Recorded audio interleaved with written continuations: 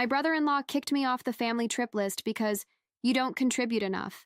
Yet when he discovered who had actually paid for everything, he rang me up, practically on his knees. It all started with what looked like an innocent conversation, one that ultimately exposed just how rotten my brother-in-law's ego was and how much contempt he'd been harboring toward me for years. Every year, my family takes one of those trips where we rent a big house somewhere nice, with a pool, nightly cookouts, and rooms assigned by drawing lots. Nothing fancy, just a little getaway that's become tradition.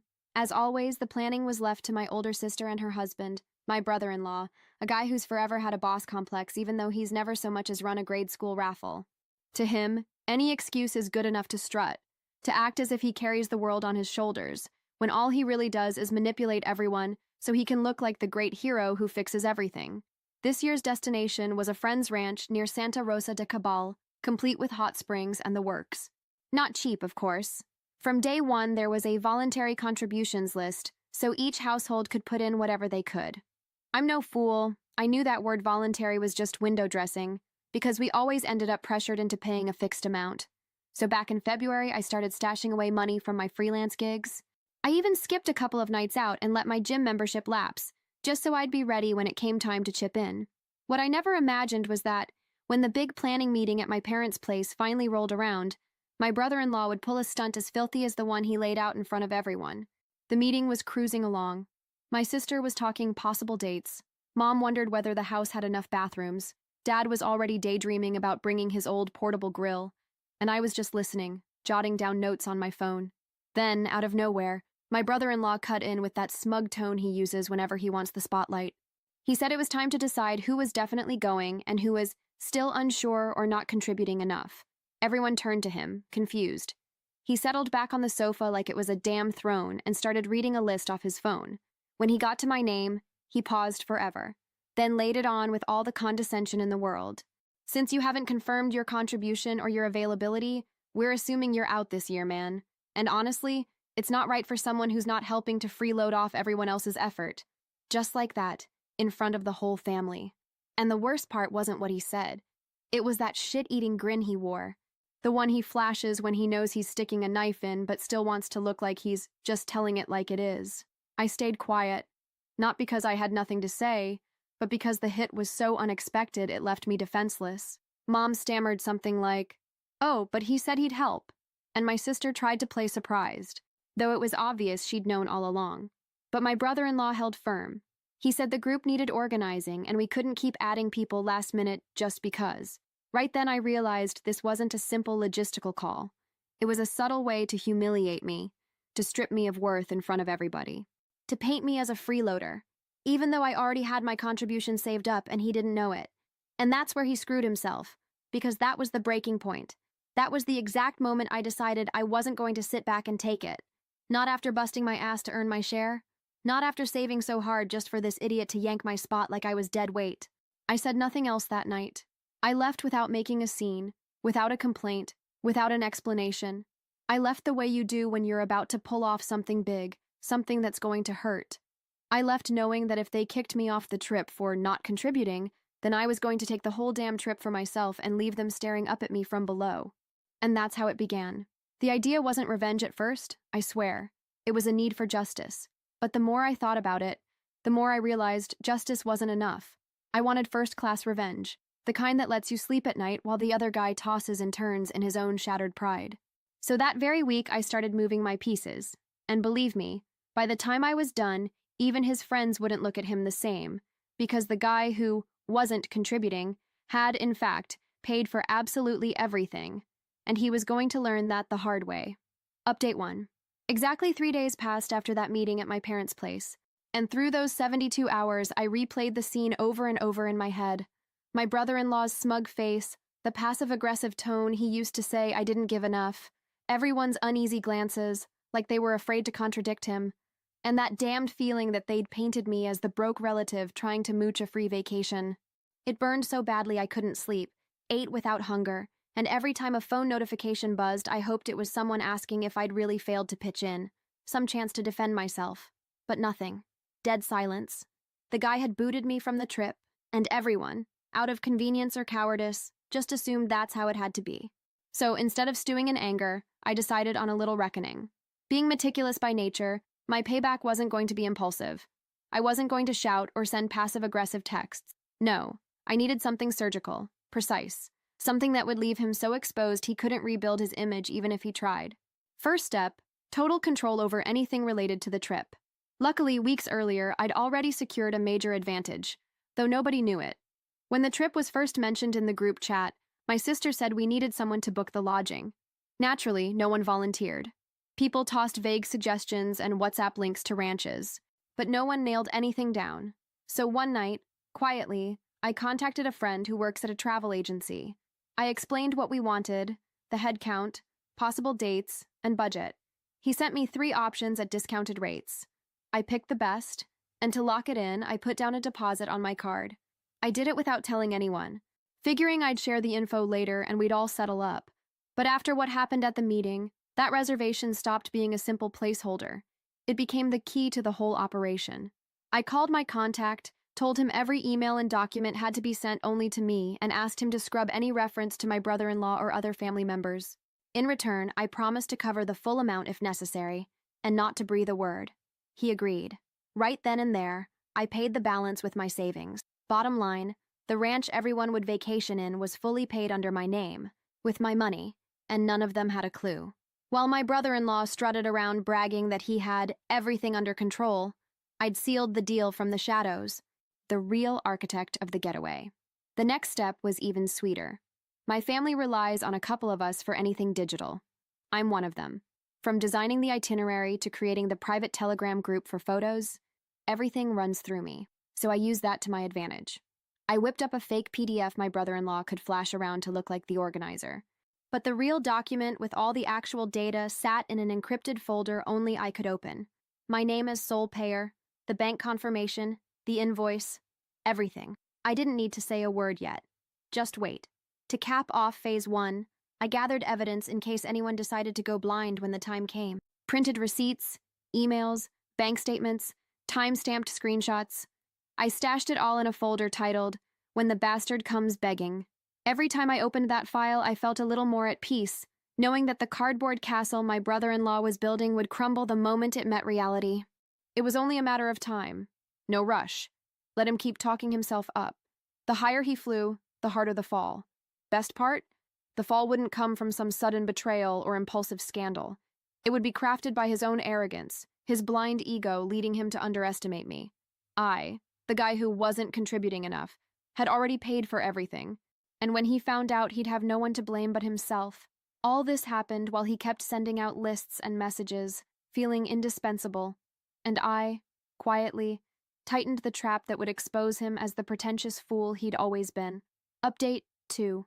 2 weeks passed, and the family vibe turned weird. Like everyone sensed something was off but lacked the guts to say it out loud. Life went on. The family group chat filled with trivial messages. Who'd handle the meat, who was bringing cards, or the blender for micheladas. Meanwhile, my brother-in-law strutted around virtually like a fighting cock, doling out tasks as if he had any real authority. He sent voice notes saying he'd taken care of everything, that transport was arranged, and please don't delay payments because I can't keep fronting the expenses myself. That line, fronting expenses, made my blood boil. With what money? The only thing he'd done was raise his voice like he owned the trip. What he didn't know was that his bombastic speeches were digging his own grave. I stayed silent, didn't reply in the group, didn't correct his lies. I just watched. But I did start dropping subtle comments, ambiguous enough to spark doubt. In a private chat with my cousin, I said it was odd they were talking about covering costs when I'd transferred everything on time without anyone even asking. She, confused, asked if I meant transport or lodging. I slipped in. No, the house. I've already paid for it. But you knew that, right? She went offline for ages, and the next day her tone in the group shifted. Not so enthusiastic about my brother-in-law's voice notes anymore. She even suggested a general review of contributions for transparency. First domino down. In a family conditioned to keep the peace by staying quiet, all you need is one crack for the leak to start. Then my aunt dropped an innocent remark that was music to my ears. We were at my younger cousin's birthday, slicing cake on the terrace, when someone praised how well the trip was coming together. My aunt, with her trademark mix of gossip and curiosity, said, Strange we haven't done our usual kitty this time. From what I know, nobody's asked for money, but everything's paid already, right? Silence. My brother-in-law, who'd been chirping away with a beer in hand, froze like his soul got yanked out. He forced a laugh, cleared his throat, mumbled something about having advanced payments because he knew how this goes, and the balance would be done later. I saw the insecurity eat him alive. He scratched his neck, glanced at my sister, muttered, "Besides, if others already covered things, we'll just adjust." I noticed my cousin, the same one I'd messaged, look away and cross her arms. No one believed him now. He wasn't the cocky rooster, just a guy struggling to keep his story straight while everyone did mental math. If the house was paid and nobody had chipped in, who the hell had? I realized then the collapse wouldn't come from a single reveal, rather from accumulated cracks until it all caved in. I didn't need to shout that I'd paid. His lie would become untenable on its own. He was digging his grave with no way to justify his claims, and I, silently, was shifting just the right pieces so the implosion would happen in front of everyone without my raising my voice. Because when a fraud is exposed, what destroys him isn't the direct accusation. It's the look of those who once believed and now see the swindler he always was. And that look was tightening around his neck like a noose. It was only a matter of time till it closed. Update 3. 10 more days passed before what I'd been waiting for finally happened. With surgical patience, my brother-in-law's mask began to crack, and best of all, I didn't have to lift a finger. The family, now infected with doubt, started seriously asking what had happened to the money.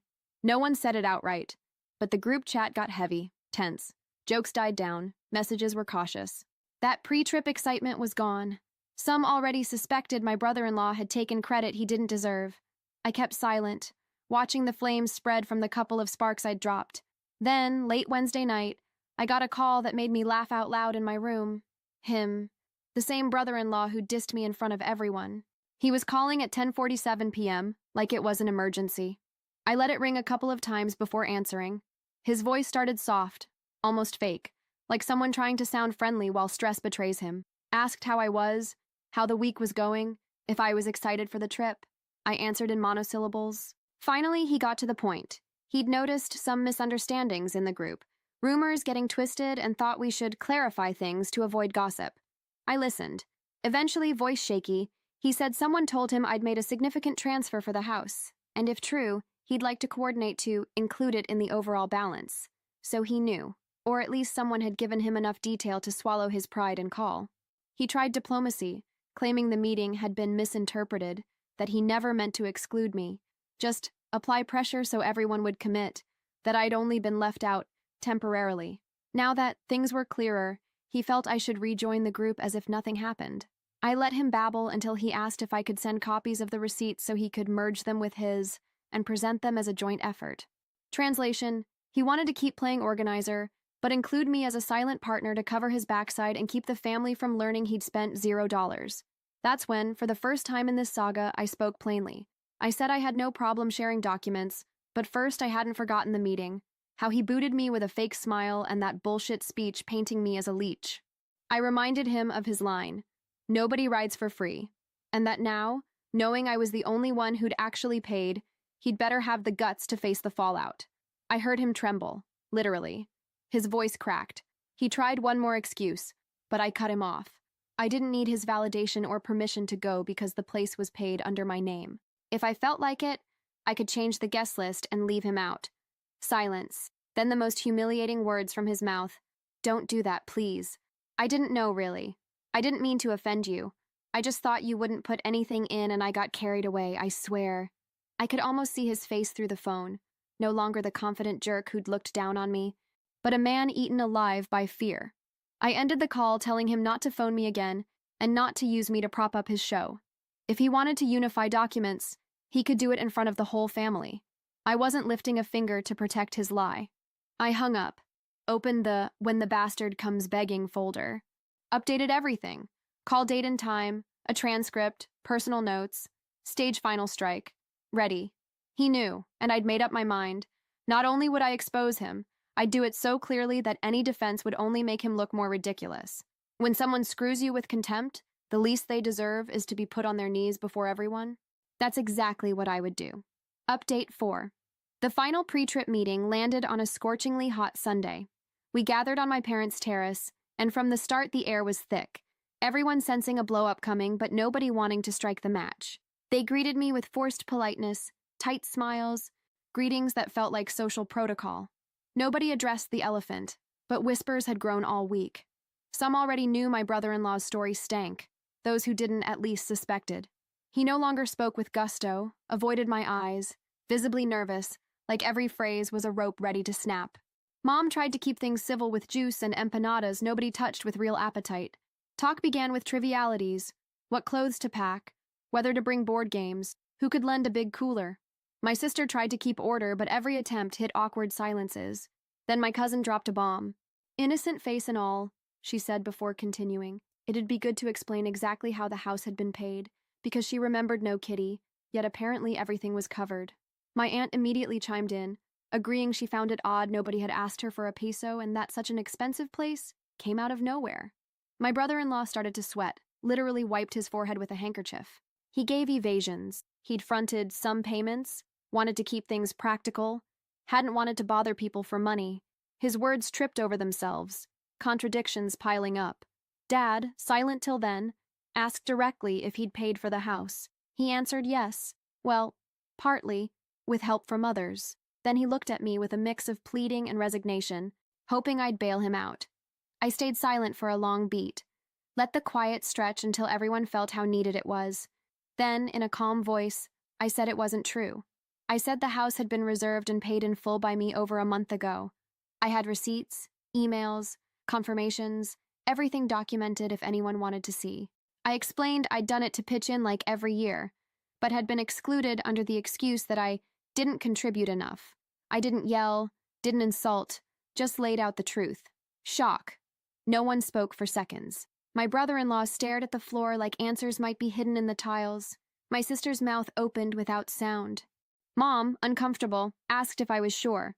I said yes and offered to show proof. I passed my phone around. No one doubted. The evidence was watertight. My brother-in-law tried excuses, misunderstandings, lack of communication, but nobody listened. My aunt called it disrespectful that after I'd paid, they'd still kicked me out like a parasite. My cousin, who'd nudged the downfall, added that if he had any decency, he should apologize publicly and sit out the trip. Those words hit like a slap. My sister begged everyone to calm down, but too late. The damage was done. The image of perfect organizer, efficient leader, gone. Worst of all, he had only himself to blame. I stood, grabbed my stuff, told them I didn't need apologies, just that next time they think twice before humiliating someone for not showing off enough. The trip was still on, paid. Everyone could go if they wanted. But my brother-in-law would have to decide whether he had the face to show up after what he'd done. I didn't wait for an answer. I left with a calm I hadn't felt in weeks, knowing there was no turning back. His lie had died right there on that sweltering terrace, and the humiliation now had a new owner. Final update. The trip happened a week later, and although everyone tried to act normal, the vibe never fully recovered. The ranch was immaculate. Cozy rooms, heated pool, game area, fully equipped kitchen, even hammocks overlooking the mountains. Every detail had been planned from day one, and every family member, especially those who'd ignored the drama, knew the vacation existed solely because I'd made it happen. Conversations were awkward at first, but gradually people came to thank me privately for not canceling and for maturely keeping the peace. Little did they know my silence wasn't maturity. It was a strategy to make my brother-in-law's fall longer, harsher, unforgettable. He didn't show the first day. In fact, he ignored group messages. My sister came, but dulled, ashamed. They'd clearly fought and she'd probably dragged him into the emotional hell he'd forged. I didn't care what they discussed. I wasn't there to rescue his image or ease guilt. I was there to enjoy what I'd paid for, and deep down, savor everyone's discomfort after they'd booted me like a freeloader. First nights, the topic hovered though unspoken, like a cloud overhead. They knew there was moral debt. I was collecting it in silence, and the price wasn't money. It was exposure. Best moment came on day 3, when without warning my brother-in-law pulled up with a suitcase and the shittiest expression sunglasses could not hide. Surprise and tension mixed in the air. Some greeted him coldly, others ignored him. I, of course, didn't stand or look his way. Just kept sipping coffee on the terrace while I heard him shuffle through the house, steps tentative, like he knew he was trespassing on ground that no longer belonged to him. His attempts to fit in were pathetic. Forced jokes, asking if we needed anything, trying to join a card game. No one saw him the same.